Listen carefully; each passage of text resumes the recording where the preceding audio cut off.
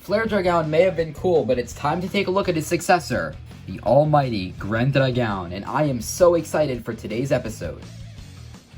Hey everyone, it's the Detective, and welcome back to another installment of BakuTech Recap. And I know it's been a really long time, but I'm really excited to be back, and with one of my favorite BakuTech in all of existence. This is GREN DRAGAON, the evolution of Flair Dragon, as I just said in the clip before, used by the main character, of course, Harubaru. I actually have the box for this Bakugan, and I'm very excited about that. So let's start with that, and then let's continue on with the review. So here is the front of the box. As you can see, we have a little picture of the Bakugan itself, a render of kind of what he looks like in the anime, some Japanese text. GREN DRAGAON shows the Pyrus symbol. There's the main character, Harubaru, Bakugan logo. As you can see here, we have BTC 24, BakuTech series, and then we have a photo of him on the top, along with his ball form and some cards. On one side over here, it shows that you can actually shoot and then battle on the card. That right there is Zeta Municus, and he's coming up soon, so just keep your eyes out for that. On the other side, it shows GREN DRAGAON critical KOing Mystic Elico and Infinity Dragonoid. We have some photos of the gimmick, and this is kind of showing off the gimmick right here along with the convert system. We'll get into this later. At the bottom, we have some logos and a bunch of stuff that you don't really need to care about. At the back, we have some more Japanese text, another picture of Harubaru and kind of a little rating of his different attributes, a photo of the Bakugan from the front, and an advertisement for the convert system. This Bakugan has both cross and soul parts, and we'll get into that later. So here's the ball form of GREN DRAGAON. You'll notice that we have these yellow horns over there. Of course, the diamond on the head, just like Flair does, although a little bit smaller and spikier. Things are generally more spiky on this guy. We have some flame details on the side. Sadly, the paint on this one is a little bit messed up. The other side, I guess, looks a little bit cleaner with that attribute symbol there.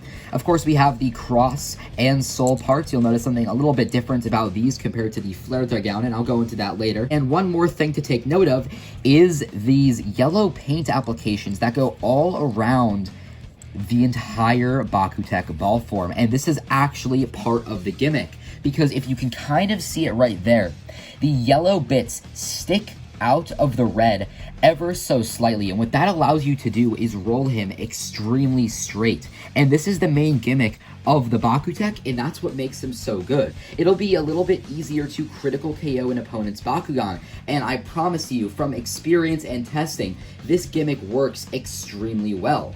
Without further ado though, let's roll them out onto a card a few times. I'm also going to add in a couple of videos that I took years and years ago from my old trick shot compilations of me actually critical KOing BakuTech with this guy here, just to show you how good he really is.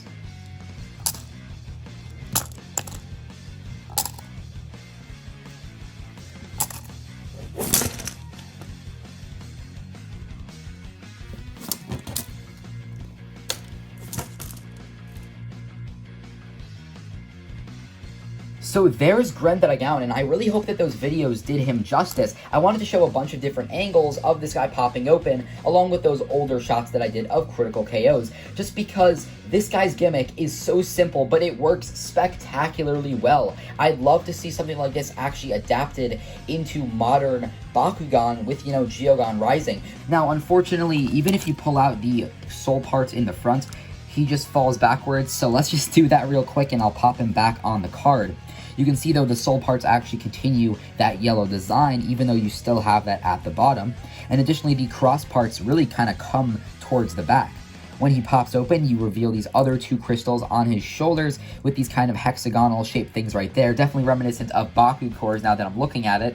Of course, you have the tail in the back, these double jointed wings, which have these double springs on them to really kind of expand this Bakugan as much as possible.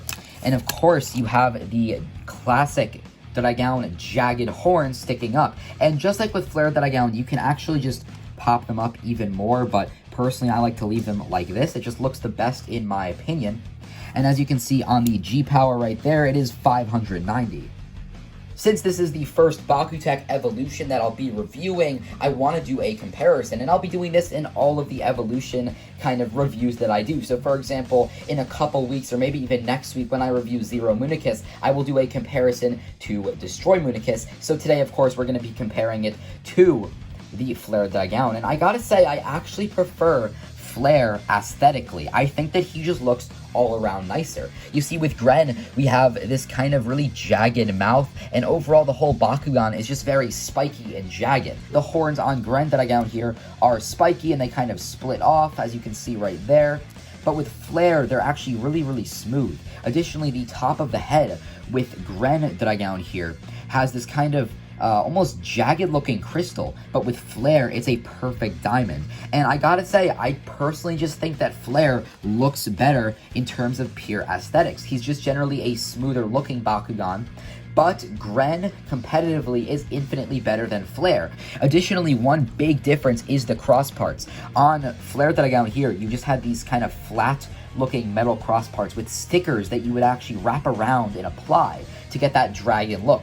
However, with Gren, it's fully sculpted in and it looks absolutely beautiful. You know, eventually this is gonna go away, but this is never gonna go away because you basically have it, you know, fused into the piece of metal and it looks fantastic. However, again, there's a chance that you guys will disagree with me. This comparison is just kind of personal, in my opinion. I do think that Flair looks better, but Gren, objectively, and also in my opinion, is just a far better BakuTech for competitive play. So I've got a couple of cards for GREN DRAGON. Let's start out with the gate card here. And as you can see, it's just simply GREN DRAGON right there, little render right there. And what's really cool is that the only gate bonus here is Pyrus. Everything else is 0. So the effect is that basically GREN DRAGON would get a double gate bonus. So if you land on this card with GREN DRAGON, you're going to be sitting at 790 G power, basically plus 200. And if your opponent's not a Pyrus Bakugan, they're not going to get any gate bonus whatsoever. Next up, we have Gren Knuckle, and to my knowledge, this simply just gives GREN DRAGON 300 G power, which is pretty strong. Next up, we have Gren Metal Cross, and to my knowledge, this simply just gives power to whatever attribute you are. Again, Pyrus is going to get the most, which is really just awesome. You know, 180 G power for Pyrus, and everything else gets 100 or less. And finally, we have Power Spot. I have absolutely no idea what this does. I don't think I even got it with my GREN DRAGON. I think it was just a card that features it on it. If you guys know Japanese, and you can comment the meaning of whatever this card is in the description below. And also, you know, if I got the effects on these guys wrong, if I got them wrong, please comment them in the description. If you make them as one big comment, I will just pin it right then and there. Thank you in advance to anyone who's willing to do that for me, but I have no idea what this card does. So guys, that basically wraps it up for my review on GREN DRAGON, and oh my gosh, like, this Bakugan is fantastic. While it did technically get outclassed later on by, you know, its evolution, such as Rise Dragon and Giga Dragon, and I'm sure a few others that are just generally good at using critical KOs, this Bakugan is still fantastic. It rolls really straight, and of course, that's just a fantastic gimmick that it had. We didn't really see any other gimmicks like this integrated into BakuTech as far as I'm aware. If there was another BakuTech that had the exact same, or at least a very similar gimmick to this guy, leave a comment, since I'm definitely not aware of that. Anyway though guys, I'm the Detective, and I'll see you in the next video. Bye-bye.